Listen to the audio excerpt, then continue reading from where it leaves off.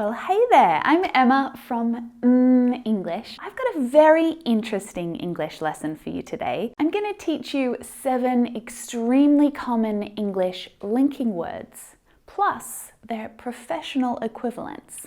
So linking words are words that link ideas together as you speak and you write. So it's a really useful skill to have. They are useful words to know. But in this lesson, we're going to practice the casual, everyday, conversational linking words alongside the more formal alternatives that will make you sound more professional when you're linking ideas together in English. You probably know already that spoken English is generally more casual, whereas written English is more formal. And it's important to understand the formal and the informal uses of language. When you use formal language while you're speaking in just a regular, everyday conversation, there is a danger that you'll sound a bit stiff and a bit serious. And if you use the casual, informal versions in a professional context, well, that's okay, but you just might not sound as convincing or as professional as you want to. All of the words in this lesson are extremely useful to help you communicate clearly and effectively in any situation. So I recommend you watch it all the way through to the end.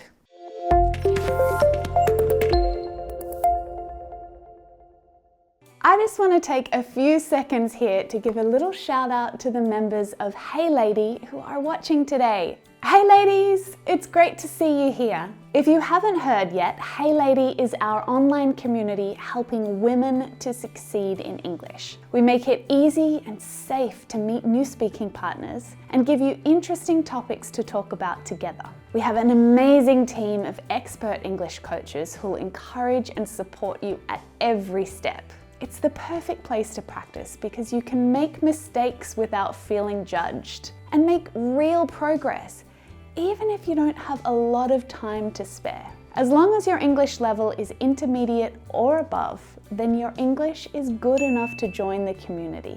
And if you sign up today, you can experience everything we offer free for 10 days. I've put the link down in the description below. Make sure you check it out, and I hope to see you inside. Today, you get to meet Casual Emma and Professional Emma. Casual Emma is going to tell you about her recent trip to Portugal. And Professional Emma is going to talk to you about tourism trends in Portugal. Now, I want you to sit back and watch and enjoy the story, but all the while, see if you can identify some of the linking words that get used. Words in my sentences that link two ideas or two thoughts together. I just got back from my trip to Portugal, and I'm exhausted. It was an amazing trip, but I'm really struggling with the jet lag this time. If I can afford it, I'd fly business class, or maybe break up the trip by staying a night in Dubai. That might help. We wanted really comfortable weather, so we traveled in May. It wasn't too hot, it wasn't too cold, it was perfect. I'd love to go back again soon because there's just still so much I want to see and do. I really enjoyed the food on this trip. Sweets like pastéis de nata, custard tarts, and seafood like bacalhau, salted cod. Everything in Portugal is beautiful, especially those stunning pattern tiles that you see everywhere. Did you notice some of the linking words while I was talking? I used and, or, but, so, because, like, and especially. These are some of the most common linking words in English, and I feel pretty confident that you know at least some of them, most of them, if not all of them. But if you're feeling a little unsure about the function or the meaning in English sentences, don't worry, because we're going to review how all of these words are used in English, what their function is, once we hear from Professional Emma. Professional Emma is going to give you a presentation, and it's going to feel a little more formal because of the language that she's using. In it, you're going to hear 7 more linking words that are often used in this type of context, in this formal context. All of these words are still very common in spoken English, but they are noticeably more formal than the ones we just went through. Good morning. I'm here today to talk to you about tourism in Portugal. Portugal experiences mild winters and hot summers. As a result, it's popular in summer as well as winter. The diverse landscape ensures that tourists can enjoy either a coastal holiday or a trip to the mountains. In fact, Portugal was voted the best European destination to visit by car in 2021. Since Portugal shares a border with Spain, it's logical that many tourists are Spanish. Lisbon is by far the most popular destination. Tourists enjoy activities such as visiting the Alfama neighbourhood or catching the vintage tram 28 through historic neighbourhoods. International tourism has not yet recovered to pre-pandemic levels, whereas domestic tourism is currently booming. There's just so much to see, even for the Portuguese themselves. So did you catch any of these linking words? Each one of them is the formal or more professional equivalent of the linking words that we heard before. Professional Emma used words like as well as, whereas, either or. As a result, since, such as, in fact. We use and as well as for adding information. And we can replace and with as well as if you want to sound a little bit more formal, or maybe you just want to add a little bit of variety into your sentence. So instead of saying and, we can add that variety by using as well as. Portugal is a popular destination in summer and winter. Or we could say it's popular in summer as well as winter.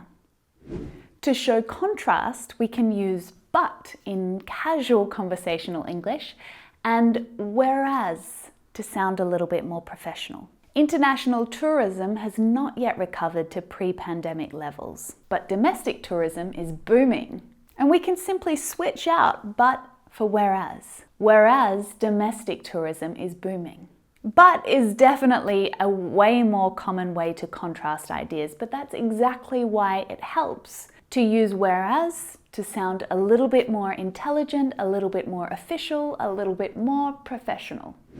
Now let's look at or and either or. We use these conjunctions to show alternatives or options or choices. Enjoy a coastal holiday or a trip to the mountains. So here we have one option and here's the other, option 1 and option 2.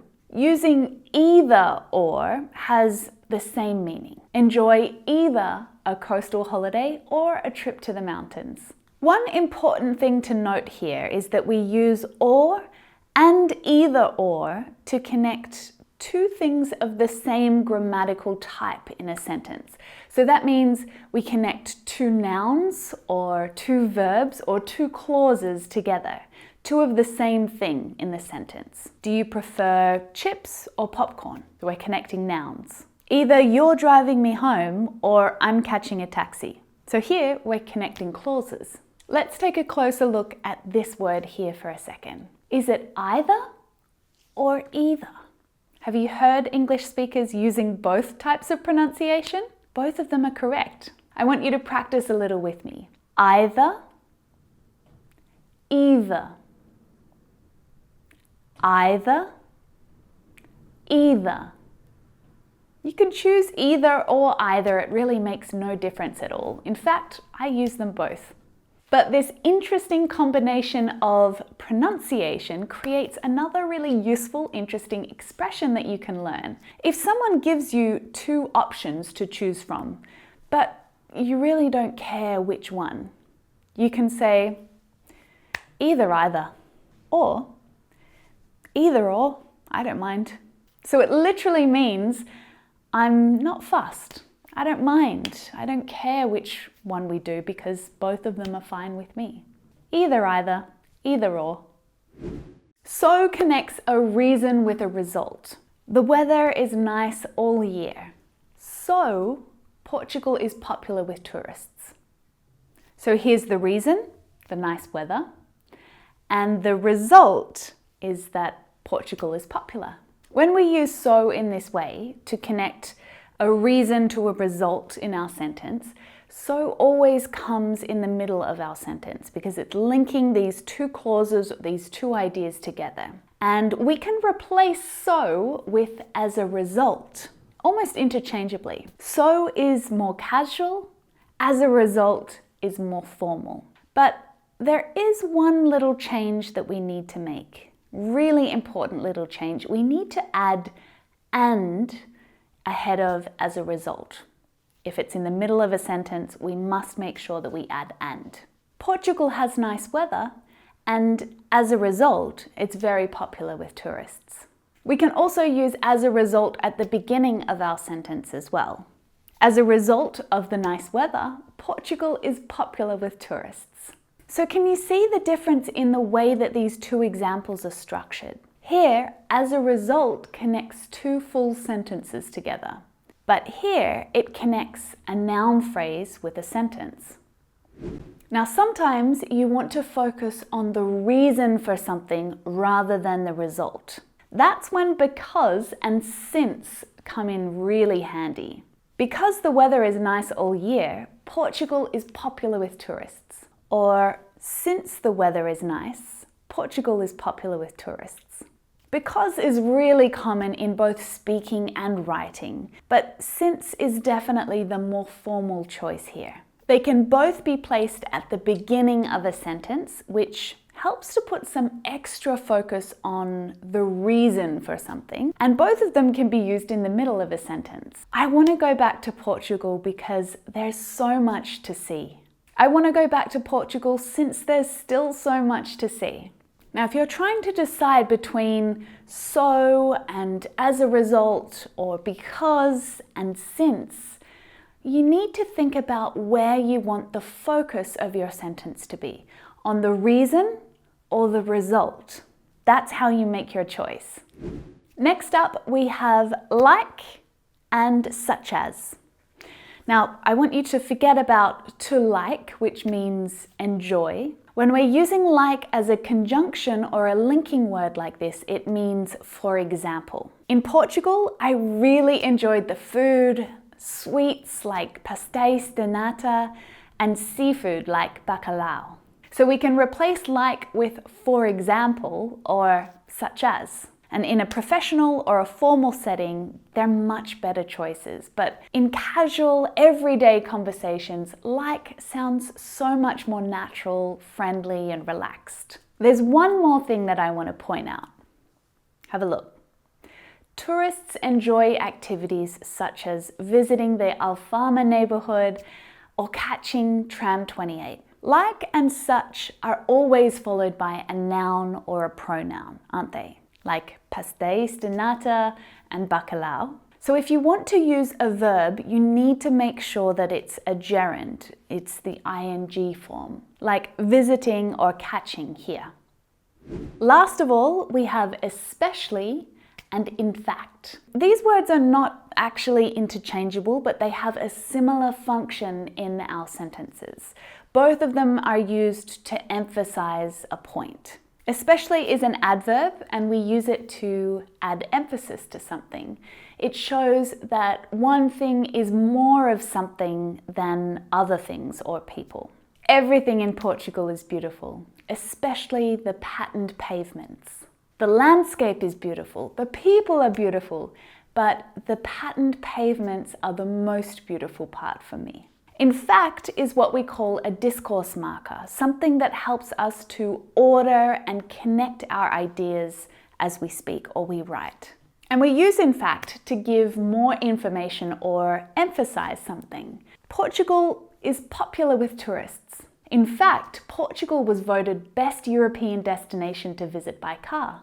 To emphasize the popularity of Portugal, I'm using in fact to add extra information and to highlight this important information and draw attention to it. So as you're speaking, it makes people listen when you say, in fact, here's some extra information that's interesting. It's usually used to introduce a sentence, but in some circumstances, you'll see it at the end of a sentence as well. Portugal was voted best European destination to visit by car, in fact. Again, it's adding that emphasis, that interesting extra piece of information that you may not have known. So that's it for today's lesson. I hope you learned something new, something interesting. In fact, you could prove it to me by writing some of your own sentences down in the comments below. I'll head down there now to check them out.